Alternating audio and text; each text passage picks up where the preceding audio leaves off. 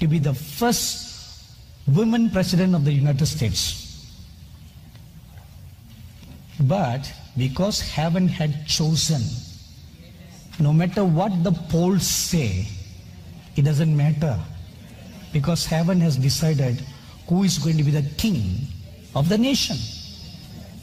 You know, this same thing happened in the year 2008.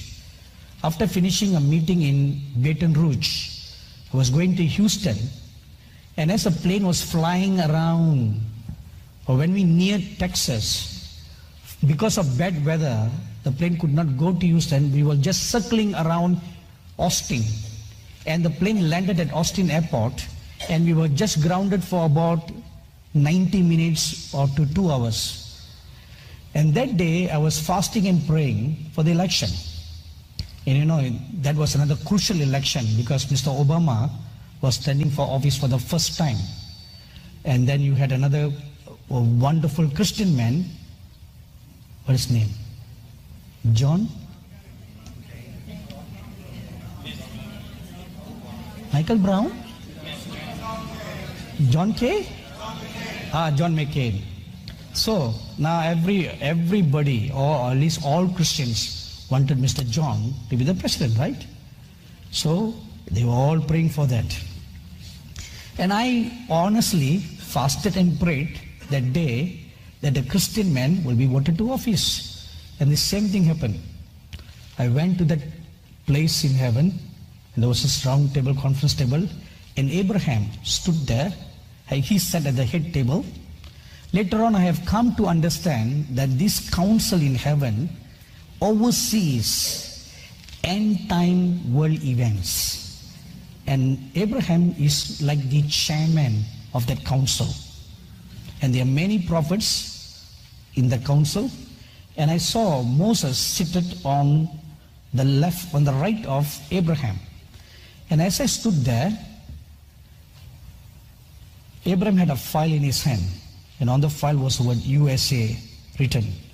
And he looked at me and he said, "It has been decided that Obama will be the next president of the United States." I looked at him and I said, "Sir, how can that be? It cannot be. We cannot have this evil man become the president." So I appealed. I appealed. They said, "No, sir, we should have this Christian man who is a Christian." He said, "No, we have decided Obama will be the next president." And then I was given reasons why. I'm giving them a man after their own heart. Whatever the nation stood for, this man represented that. So you had 2 terms, which now you know by hindsight were not good terms. But now, God in His good mercy has given you 4 good years. 4 good years. 4 good years of grace. When Pharaoh saw this dream of 7 cows, 7 fat cows and 7 lean cows, the interpretation came was 7 good years of great harvest, followed by 7 years of famine. So during the 7 good years, what did Joseph do? Now that is a clue for you, what you should do. During the good years, what did Joseph do? Is what you should do. They built new barns based on a revelation from God. So you built your church on the revelation of God's word, not on your own likes or dislikes. One man, a man in whom was the spirit of wisdom and revelation, he was chosen. He was not an Egyptian, he was a Jew. He was chosen by the Pharaoh to be the prime minister of the whole country. And Pharaoh even told him, "I'm just Pharaoh in name. I signed the checks, but you have the last say in everything." For a Pharaoh to put such a blind trust on a foreigner, you know how much of favor Joseph had. Firstly, Joseph was a righteous man. So the church in the US must be righteous. Joseph was a God-fearing man. The church in the US must be God-fearing.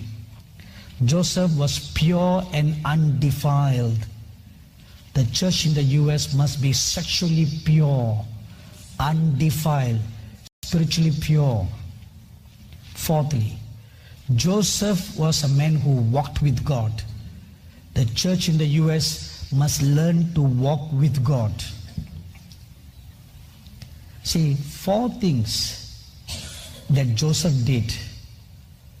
Fifth thing about Joseph, he received his plans from God concerning what to do during those 7 good years. So you must pray and get your plans from God concerning how the house of God should be run, how the house of God should be managed, how the works of God should be conducted.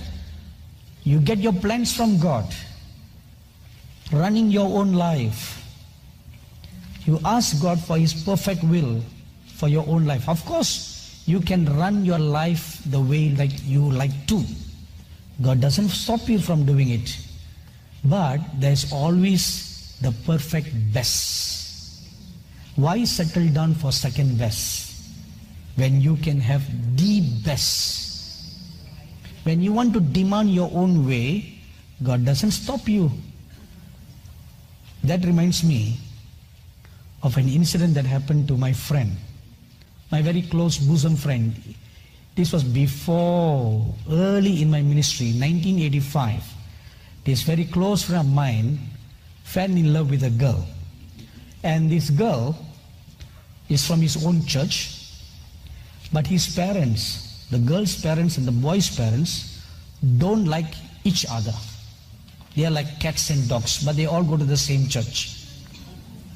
So because they are like cats and dogs, naturally, they disapprove of each other's relationship. So they disapprove all that and they don't want to accept. The girl's family don't want to accept the boy and the boy's family don't want to accept the girl. But both this girl and the boy were madly in love. You know, when you're madly in love, you are mad. Reasoning doesn't work anymore because you're mad. So, my friend, his parents, they have very high and deep respect for me.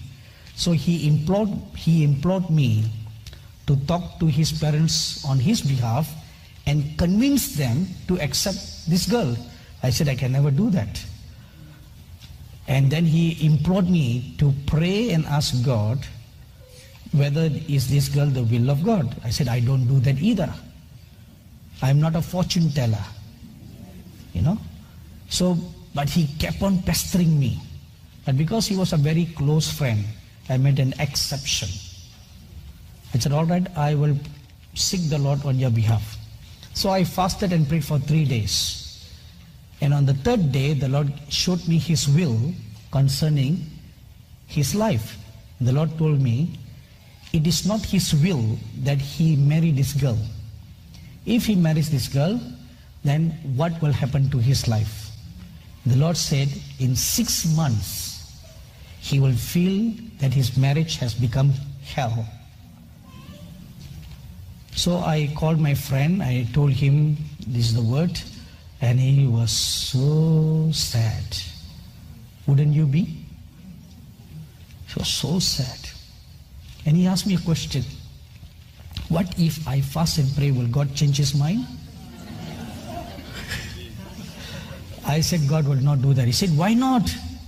If you fast and pray and you got God's will, I can fast and pray and change God's mind. I said, fasting and praying will change you, but not change God.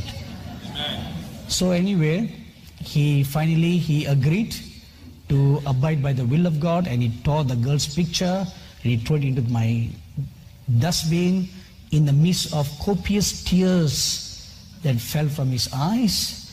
And then he went back home. In the middle of the night, he called me and he said, I'm going to fast and pray and change the will of God. I said, all right, it's up to you. So after 3 days, he called me and he said, God has spoken. So what did he speak? That I can marry this girl. I said, all right, that's your funeral. Anyway, he eloped with the girl because both families did not approve. They got married and they came back home, and in the Indian culture, the girl moves to stay with the boy's family. So the boy's family accepted the girl and they all were living happily ever after. Now 6 months later, I met this friend of mine, and the first thing he looked at me, and the first words that came out of his mouth were, I regret not listening to you. My marriage has become hell. The very exact word that the Lord Jesus said came out of his lips. See, you can demand your own way, which God will not stop you from demanding. You can have your own way. You can go your own way of finding your own life partner, go your own way of choosing your own career, go your own way of choosing whatever you want. That seems logical to you, that seems convenient to you, that doesn't cost you any price. But God has a way. His way will be costly. His way will be scary. His way is the unknown path. You have not walked this path before. But He will hold your hands and lead you to walk on waters. You may not know where your next meal will come from. You will not know where your next paycheck will come from. But if you walk in the perfect will of God, then your provision will come daily. When the children of Israel walked in the wilderness, God rained down manna every morning, every evening. He made sure they were fed day and night for 40 years. He provided for them because He called them. They believed Him, they walked after Him. God provided for their needs. That is His promise. If you trust Him, if you take the bold step of faith, you can't see a concrete ground to put your feet. It's water. But if you believe, your faith as big as a mustard seed, your first step will be a step of faith. Step 2 will be step of miracle. If God can take care of 3 million Israelites, what about you? Right? He took care of 3 million Israelites. Now 3 million is just the minimum number. There could be more than 3 million. He provided for them food day and night. He even gave them vegetarian food and non-vegetarian food. Manna was vegetarian. But then when they wanted meat, He rained down quails. See, He even gave them non-vegetarian food. And then He gave them water to drink and to bathe. Everything was well taken care of. Their clothes did not smell, did not wear out. It even grew as they were all growing. Have you ever thought about that? The clothes grew, There was a supernatural miracle. And their sandals, it all grew in size as they were all growing. See, a small little boy who came out of the wilderness when he was 3 years old, when he entered into the promised land, he was 43 years old, and there were no cobblers or shoe shop anywhere in the wilderness. So the sandals grew in size. The clothes expanded in size. They were all wearing new clothes every day. God made sure all these things that you need for your daily survival is provided for simply because you chose to believe Him. You chose to trust Him. You chose to walk before Him. In conclusion, this is the word the Lord wants me to say before I close tonight. Put your house in order, for He is coming to judge His church. So put your house in order. Put your lives in order. Put away all those leaven from your midst, so that only purity remains in your midst.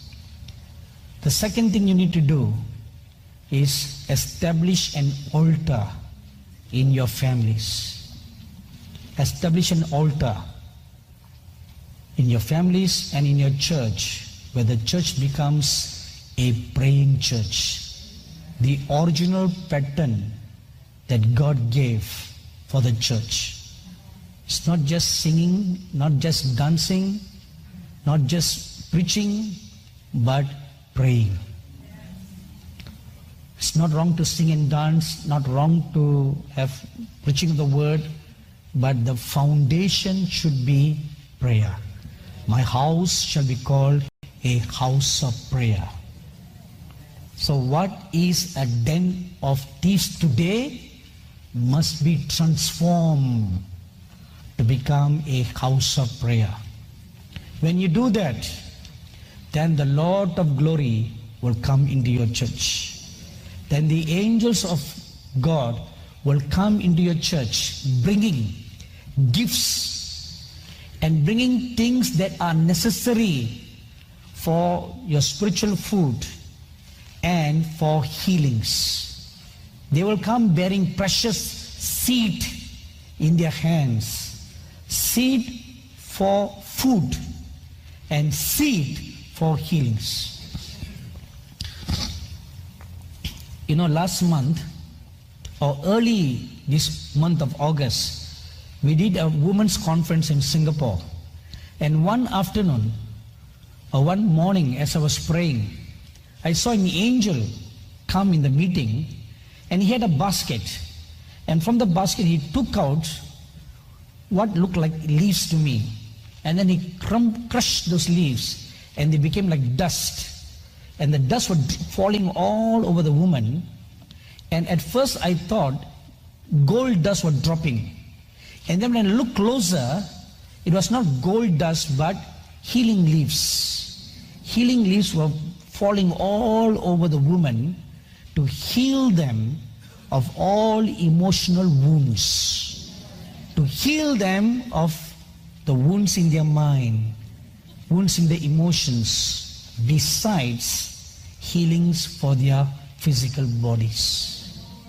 So the angels will do the same thing in your midst.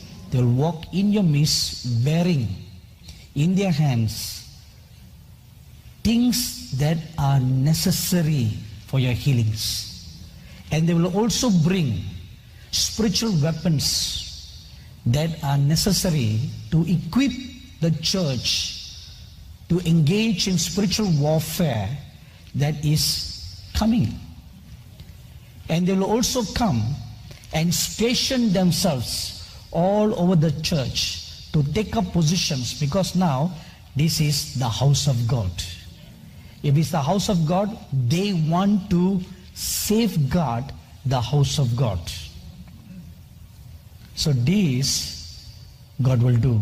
And the final thing is, when the church becomes a house of prayer, then the Lamb of God will walk triumphantly into that church. And the Lamb will take its rightful place on the throne and judge over His people.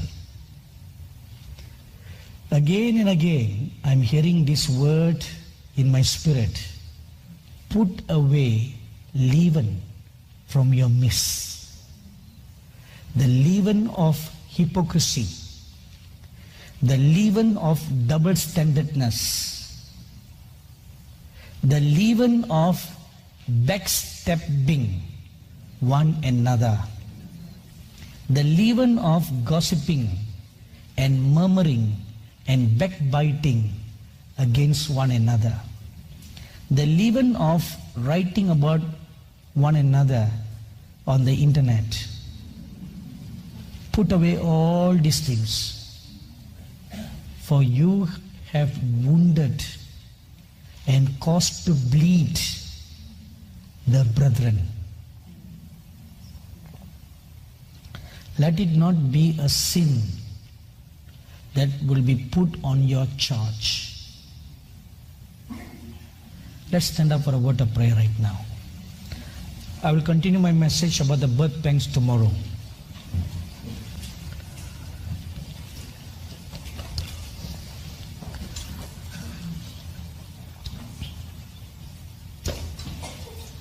All heads bowed, all eyes closed.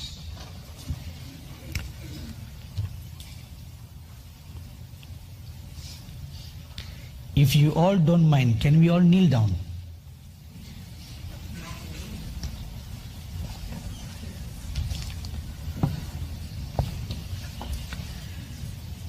The Lord Jesus Christ, speaking within me, tells me, he said, ask them this question. Are they willing to walk right before me? Are they willing to put away hypocrisy from the midst of them?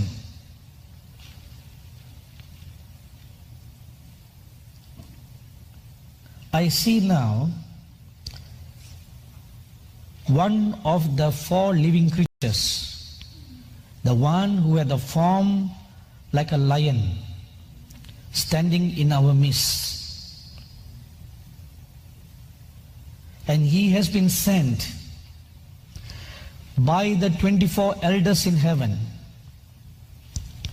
this day to come in your midst, to witness the things that will be spoken in this meeting, the attitudes of the people.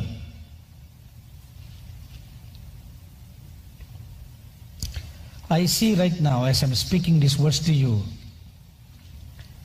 the council of the 24 elders in heaven, and one of the elder comes and stands beside me, and he tells me these words.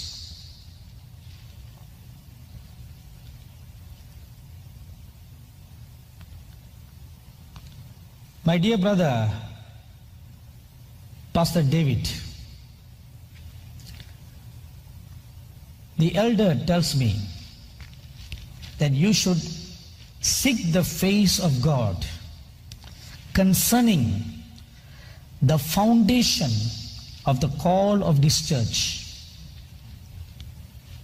Dig deep into the foundation and seek for the purpose, seek for the will. As these words are spoken, I see in the spirit now, deep in this ground.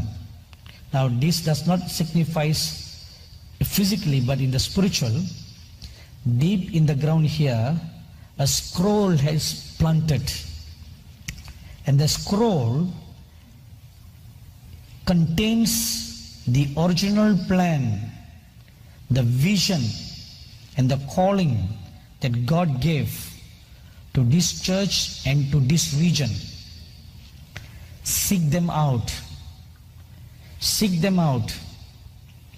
For I see many angels in white.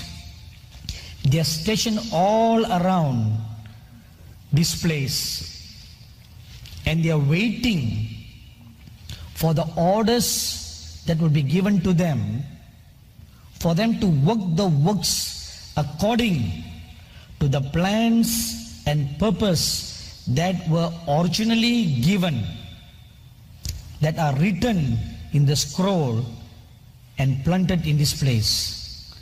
Seek out the book. Tear your heart. Spend your days in fastings and prayings and seek them out. And there are some special cherubim and living creature. These cherubim are the ones similar to the ones that the prophet Ezekiel saw. They have been appointed for the works that have been apportioned for this church. So seek them out. Truly, this place has been chosen by God. For truly, this place has been marked out by God. For I see a beautiful rainbow that stretches out from one end of this place on the earth, in this region, stretching out all the way to the heavens. And in this place, surely the angels of God will ascend and descend, and they will make their abode in this place. Surely this is a place of refuge, a place of hiding in times of war, in times of persecution, in times of trouble. Surely this is a city of refuge, marked out, chosen by the living God, where the Lord Jesus had placed his name here. I also see right now two wings, two great large wings like an eagle stretch out all over this region to give comfort, care, healing, protection, and refuge to all those who come trusting in the name of the Lord God Jehovah. And he will cause a water spring to break forth in this place, a water spring that will spring forth to streams of living waters and healing waters, to wet all this dry land, that it will become fertile, that it will become ripe ground for goodly trees of God to grow and bring forth fruit, as it brought food and fruit in the garden that was in Eden. And in this place, the angels will live, have their dwellings among the people of God, to teach them the ways of God, to train them in the ways of God, to nurture them in the ways of God, and to be taught by them the ways of God.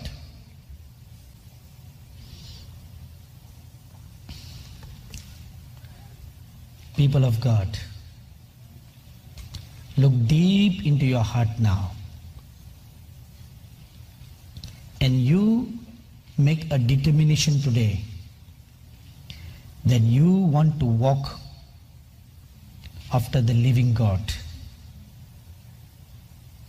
Let these days that you are here be days of not just renewal, but days of transformation for you.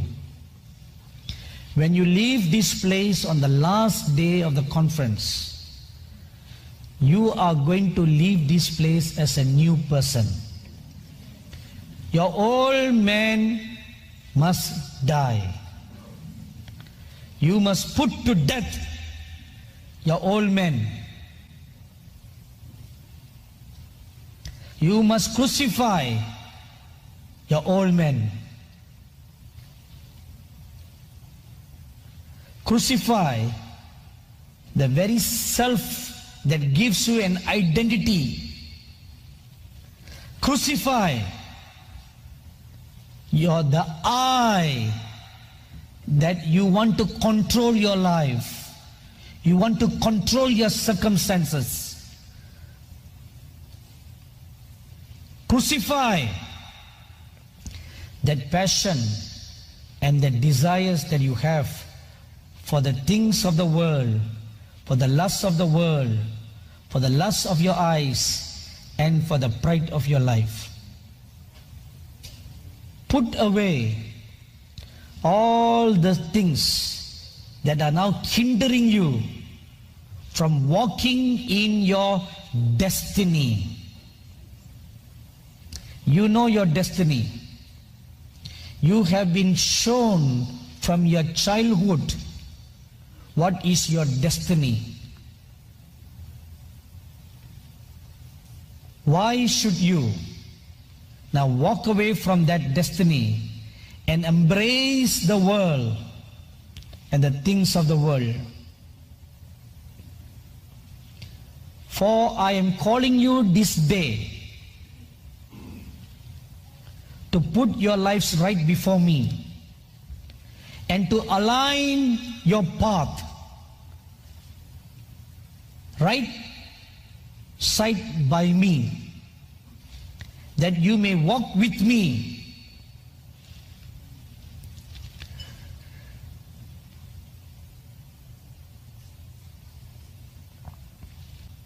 Put on the cloak of humility. Learn of me, for I am meek and lowly. Put on that cloak, for it is your safeguard in these days of deception. It is your safeguard in these days of falsehood. It is your safeguard in these days of duplicity, where the false looks more real than the real. Embrace the heart and the nature of the Lamb.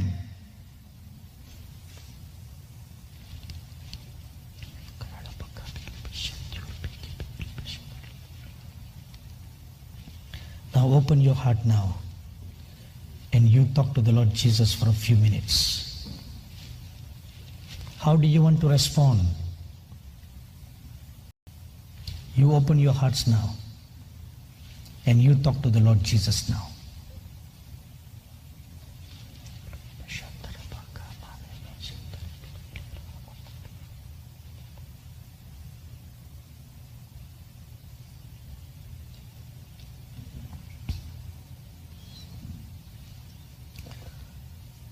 I see a huge company of angels all around, standing outside this property on these grounds.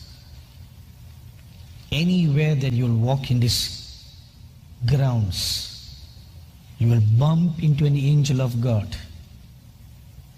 And who knows, if your heart is right, you will see them and they will bear a message for you.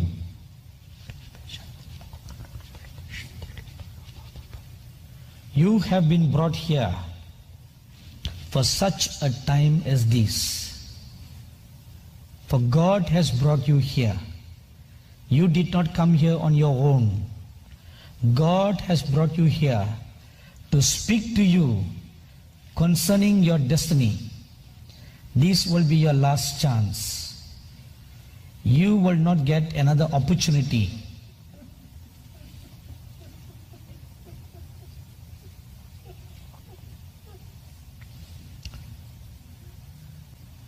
So make wise use of your time here.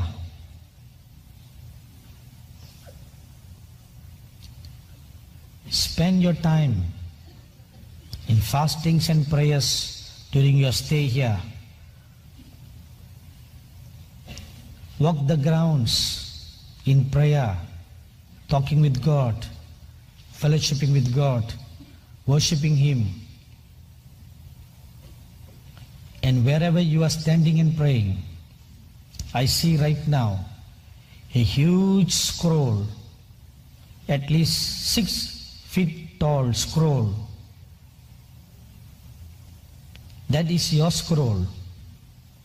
Wherever you will stand to pray in this place, there that scroll will manifest, that will speak to you concerning your life. Again, remember please, you have been brought here for one last chance, for God to speak to you, for you to make your lives right before God, for you to walk after the ways of God. Don't drag your family to hell. You have been called as a family to work the works of God, to build the kingdom of God, to pull down the strongholds of the enemy, to put the enemy to flight, and to wage a good fight of faith.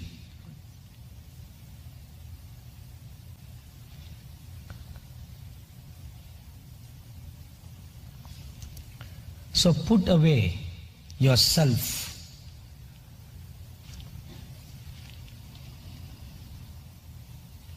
Seek the face of the living God.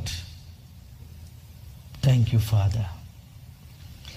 Holy Father, I have communicated to your children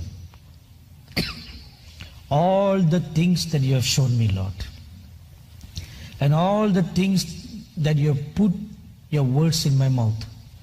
I have spoken to them, not withholding anything. And now I pray, Holy Father, even as your dear sons and daughters humble themselves before your presence right now, bending their knees, and even many of them, Lord, they have broken their hearts and allowed their tears to roll down their eyes. Lord Jesus, please look at all that right now. And now I pray, Lord, you will receive them to yourselves as they will set their hearts right to seek your face. Lord, I pray, make yourselves known to them. Make your will known to them. Make the right arm of your salvation known to them. Show on your behalf how strong you are to them, Lord. And I pray, even as they will take the bold step to trust you and to walk on water, I pray, Lord, you will take away all the fears from their hearts and from their minds. As you held the hand of Peter and enabled him to walk on the water, the same, and I pray, hold their hands, Lord, not just the right hand,